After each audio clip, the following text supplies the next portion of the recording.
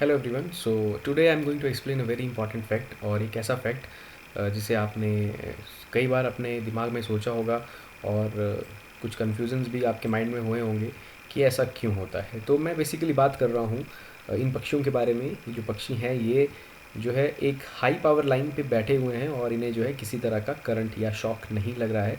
तो ये क्वेश्चन जो है हमारे माइंड में कई बार आता है कि इन्हें किसी तरह का शॉक जो है वो क्यों नहीं लग रहा है। आज इसी फैक्ट के बारे में हम समझने की कोशिश करेंगे। जब भी हम बात करते हैं हाई पावर लाइंस का, so basically they are use to transport the electricity, और दे आर लाइक यहाँ पर जो है चार्जेस का फ्लो हो रहा है और इलेक्ट्रिसिटी का फ्लो हो रहा है। And we always know that electricity means the flow of the charge particles और charge carriers like electrons. So electron जो है या इलेक्ट्रिसिटी जो है वो फ्लो करता है from the high potential to the lower potential. So this is a very necessity for the flow of electricity, high potential to low potential. If potential difference is same between the 2 points, then there will be no flow of the electricity. So wires में से अगर current या wire में से electricity flow कर रहा है, definitely यहाँ पर पोटेंशियल डिफरेंस है। ओके, सो करंट जो रहता है, चार्ज पार्टिकल जो रहते हैं वो हमेशा एक ऐसे पाथ की तलाश में रहते हैं जो ईजीएस्ट पाथ हो, मतलब जहाँ पर रेजिस्टेंस कम से कम हो। ओके, सो हम यहाँ पर बात करते हैं इस पक्षी के। लेट अस सपोज ये एक पक्षी है जिसका एक पंजा जो है वो यहाँ जैसे है और एक पंजा जो है यहाँ जैसे है। पक्षी जो बैठा है यहाँ पर, पक्षी के जो दोनों पंजे हैं वो इसी वायर के ऊपर इसने रखे हुए हैं।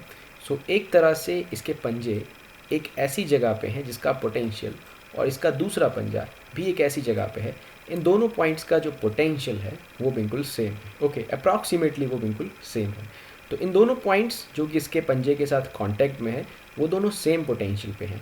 तो करंट को जो है, इलेक्ट्रिसिटी को जो है यहाँ से फ्लो करने की इच्छा नहीं होगी। मतलब इलेक्ट्रिसिटी कोशिश करेगी, इलेक्ट्रिसिटी की टेंडेंसी होगी, चार्ज की टेंडेंसी होगी high potential to low potential की तरफ फ्लो करने का, और उसे चाहिए बेसिकली एक पाथ, और उसे चाहिए पोटेंशियल डिफरेंस। बट यहाँ पर ये जो पंजे हैं इसके, ये इस पॉइंट पे है और दूसरा पंजा इस पॉइंट पे है।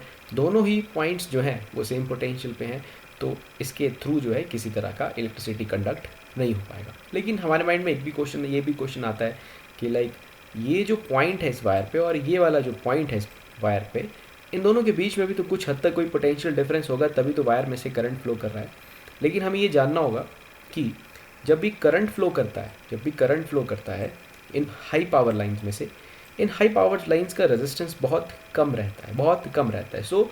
पक्षी जो बैठा है वो बहुत बल्कि साइज़ का पक्षी नहीं है, एक नॉर्मल साइज़ बहुत छोटा सा पक्षी होगा, और उसके जो पंजे होंगे उनके बीच में जो डिस्टेंस है वो बहुत ही कम रहेगा।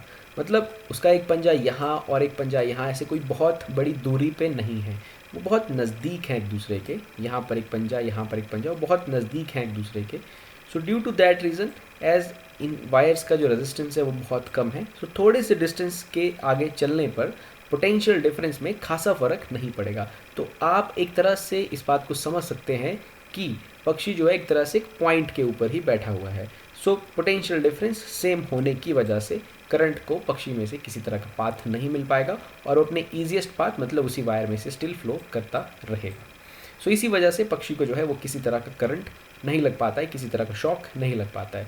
दूसरा क्या हो सकता है पॉसिबिलिटी कि लाइक यहाँ पर दो वायर्स हैं, एक पक्षी यहाँ बैठा और इस पक्षी के जो पंख हैं, जो विंग्स हैं वो बहुत बड़े हैं। लेट अस सपोज इसका एक विंग यहाँ टच कर गया, देन अगर इस वायर का पोटेंशियल और इस वायर का पोटेंशियल में कुछ डिफरेंस हुआ तो फिर करंट को एक पाथ मिल जाएगा और पक्षी को शॉक लग सकता है और वो मर सकता है। और रही बात इंसान की, ह्यूमंस की, कि अगर हम किसी वायर को टच करते हैं तो मोस्ट प्रोबेबली हमारे जो पाँव हैं वो ग्राउंड के साथ कांटेक्ट में होंगे, तो फिर करंट को जो है पाथ मिल जाएगा, ग्राउंड की तरफ जाने के लिए एक पाथ मिल जाएगा, and now we get a shock, और हमारी इवेंचुअली डेथ भी हो सकती है। ये सारा जो प्रोसेस है वो है पोटेंशियल डिफरेंस का। ओके, अगर पोटेंशियल डिफरेंस है दो पॉइंट्स के बीच में तो उसमें से जो है इलेक्ट्रिसिटी फ्लो कर जाएगी। अगर वो दो पॉइंट्स पे आप बैठे हैं, ऐसे दो पॉइंट्स पे बैठे हैं, लेट अस सपोज आपने अपने हाथ से इस पॉइंट को टच किया है, आपने अपने दूसरे हाथ से इस पॉइंट को टच किया है, और आपका जो पाँव है वो भी एक सेम पोटेंशियल पे है, दूसरा पाँव भी सेम पोटेंशियल पे है। किसी तरह का कोई इलेक्ट्रिसिटी आपकी बॉडी के थ्रू कंडक्ट नहीं हो पाएगा। This is the fact. इस वजह से पक्षी जो हैं इस फैक्ट का फ़ायदा उठाते हैं। सेम पोटेंशियल का फ़ायदा उठाते हैं और वायर्स के ऊपर बैठे रहते हैं और उन्हें किसी तरह का शॉक नहीं लगता है। अगर पक्षी बहुत बल्की है, उसका कोई बॉडी पार्ट किसी और पार्ट से टच हो जाता है तो पाथ मिल जाता है इलेक्ट्रिसिटी को फ्लो करने के लिए और उसे फिर शॉक लग सकता है और उसकी वहाँ पर डेथ हो सकती है। सो आई होप आपको ये कॉन्सेप्ट जो है समझ आया होगा कि पक्षियों को करंट क्यों नहीं लगता है, पक्षियों को शॉक क्यों नहीं लगता है। With that, thank you very much.